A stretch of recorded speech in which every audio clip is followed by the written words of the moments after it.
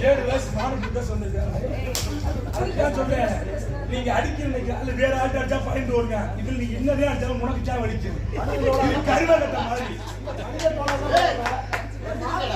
அது மாட்டுதோல் மாதிரி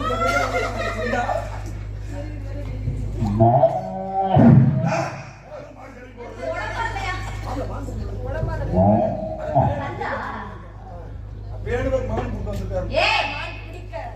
அந்த மான் பிடிக்கத்தான் சொல்றேன். சொன்னி அடிச்சா எனக்கு வலிக்காது. உன் நம்பிதான் எனக்கு சொல்றேன். மானம்ல ஒரு மசிறு முழுந்து அப்படி நான் சொல்லுவேனா? அந்த பசங்க தான் நீங்க சொல்லுவா. மானம்ல ஒரு மயிறு அது என்ன உங்களுக்கு என்ன கடிச்சு? டேய் உன் வாயில ஈயத்தை காத்து மூட்டா அது ஏற்கனவே உத்தர மாதிரியா இருக்கு. அந்த மாதிரியா சொல்லிச்சே. இங்க வாங்க. சொன்னதே அந்த மாதிரி. தங்கச்சி ஆயா சீன் பார்த்ததில்லையா? அட மானம்ல ஒண்ணுன்னு சொல்லியாச்சு அப்புறம் என்ன? மானம்ல ஒரு சொல்லியாச்சு. உள்ள தேடி பாரியா? உள்ள இருக்கு தேடி பாருங்க சொல்றேன். உள்ள இருக்காமா? உள்ள இருக்கு. அமேசன் காடு மாதிரி இருக்குடா. அண்ணனோ புரியா? சரி நீங்க மான் பாத்தீங்களா? ரெண்டே பாருங்க. நான் பாறேன். நான் மொபைல்ல நான் மொத்தம் வாங்க சொல்லுங்க. என்ன என்ன என்ன வந்தீங்க நீ பாடி விட்டு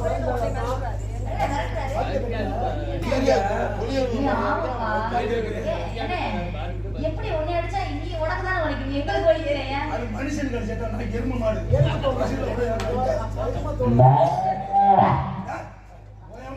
நம்ம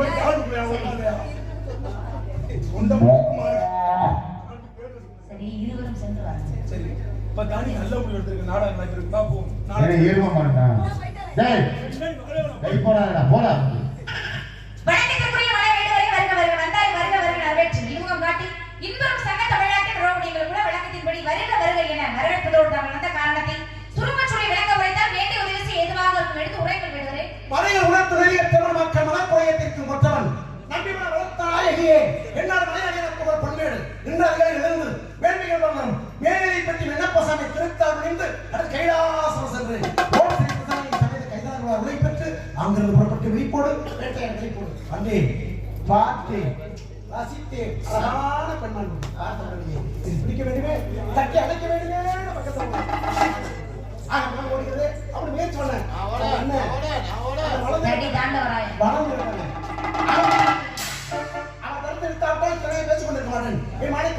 அனைத்து வெற்றியை வந்தமான் உள்ளே சென்றிருக்கிறது அதை மறைத்து கிடைக்காமல் இருக்கும் இடத்தை காட்டி நான் பிடிப்பதற்கு தாங்கள் துணை முன்முறையாக இந்த நம்பிக்கை மட்டும் வேண்டியிருக்கிறது.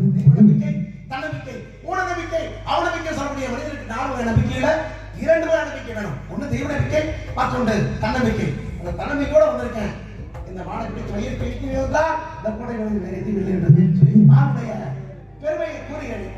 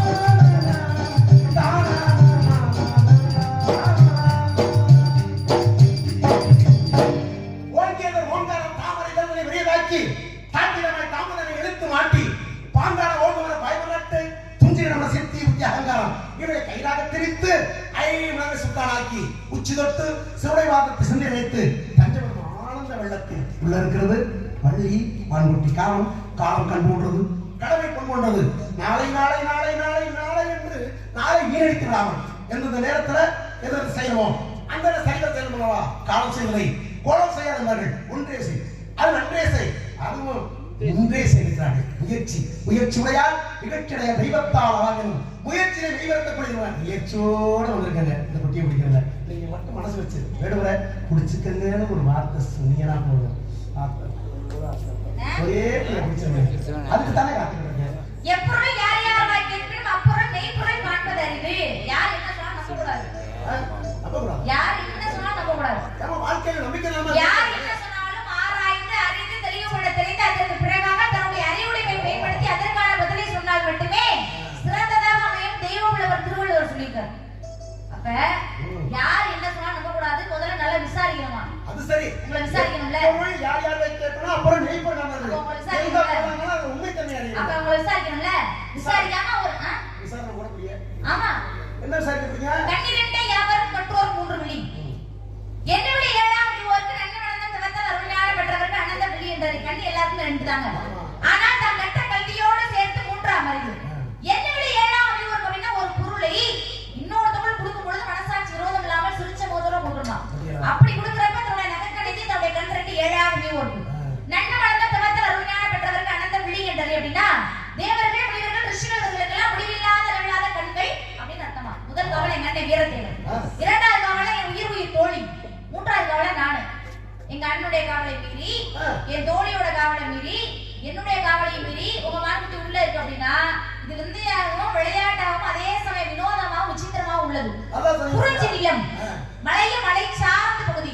இந்த இடத்துல மான் வாழ்வதற்கான வாய்ப்புகளே கிடையாது அப்படின்னு உங்களுக்கு நல்லா தெரியும். ஆனா தெரிஞ்சிருந்தீங்க இருக்கிற என்ன அர்த்தம்? ஏதோ ஒரு சூழ்ச்சி இருக்குது என்றுதானே அர்த்தம். ஏன்னா அண்ணன் முயற்சி உடையார் நிகழ்ச்சி அடையார். தெய்வத்தால் ஆகாது எனினும் முயற்சி தன் மெய் வருத்த கூலி தரும். உள்ள பெருங்கோயில் உடம்பை ஆலயம் வள்ளல் பிரானுக்கு வாய் கோபுரவாசல் தெல்ல தெரிந்த ஜீவனே சிவலிங்கம் தள்ள புலனிக்கும் காணா மணி விளக்கு. ஏன்னா உண்மைதான். ஏன்னா காரணம் என்னதுமா, எவ்வளவு முயற்சி பண்ணாலும் தெய்வத்திலே அருள் கிடைச்சாங்க. எந்த காரியம் நடக்கணும், எந்த வேலையா இருந்தாலும் உங்களுடைய அருள் இருந்தா தான் அங்க முயற்சி ஆகும். ஆனா சிந்தையை இல்ல தந்தையை அழுக்கிருந்தா கதைக்கு பிழைக்கப்படும். சிந்தையை அழுக்கிருந்தால் சிவனடியை நாடி மனமே அப்படின்னா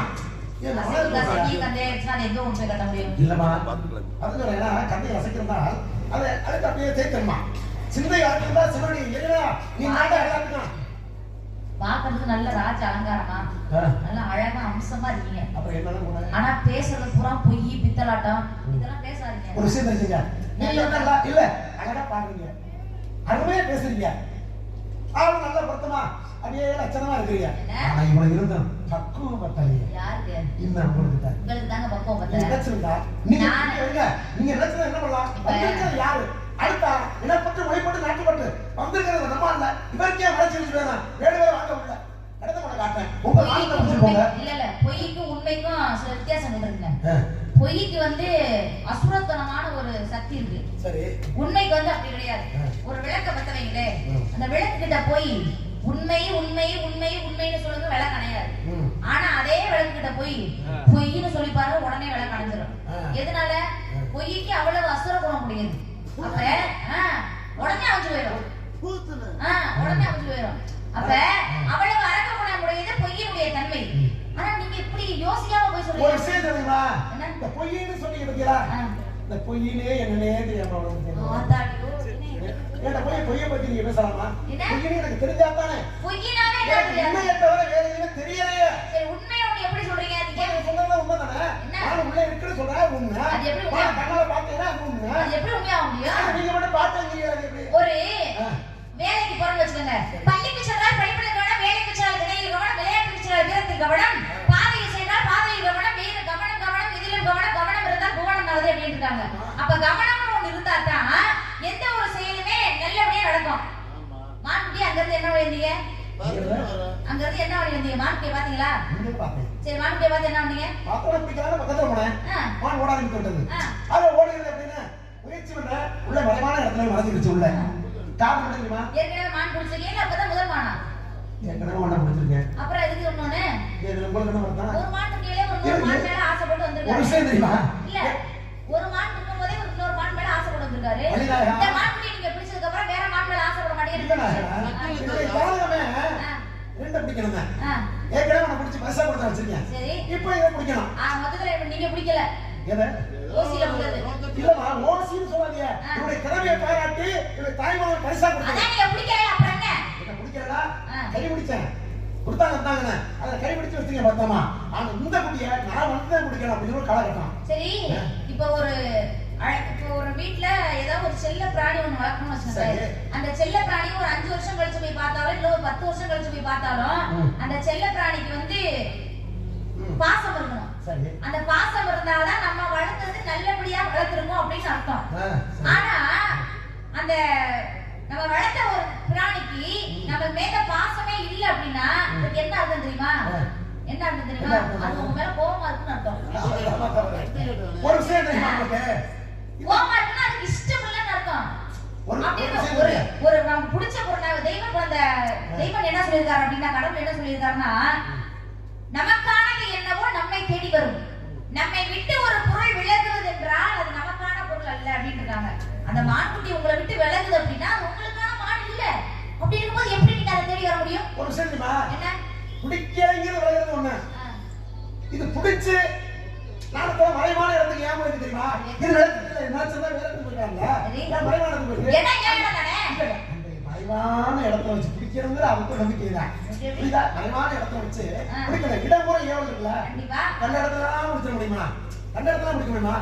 கண்டதையும் பிடிக்க முடியுமா? முடியாது. எதை நம்ம நினைக்கிறோமோ எதோ விருப்பமோ அந்த மட்டும் தான் பிடிக்க முடியும். ஆனா மனது விருப்பம் இருக்கிறதால மறைவான இடத்துல முடியும். ஆரம்பத்தில் சொல்லி வைக்கிறா. நம் நாட்டினுடைய தேசிய விலங்கு என்ன தெரியுமா?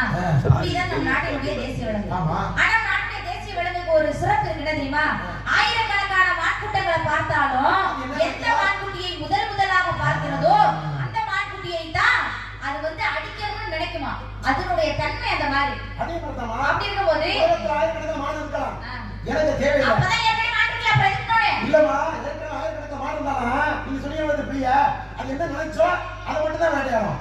அது போல நேரத்தில் ஆயிரக்கணக்கான மான் இருந்தாலும் எனக்கு இந்த குட்டியை தான் முடியுது. அதான் ஏற்கனவே மான்குட்டி வச்சிருக்கீங்க பத்தாதா?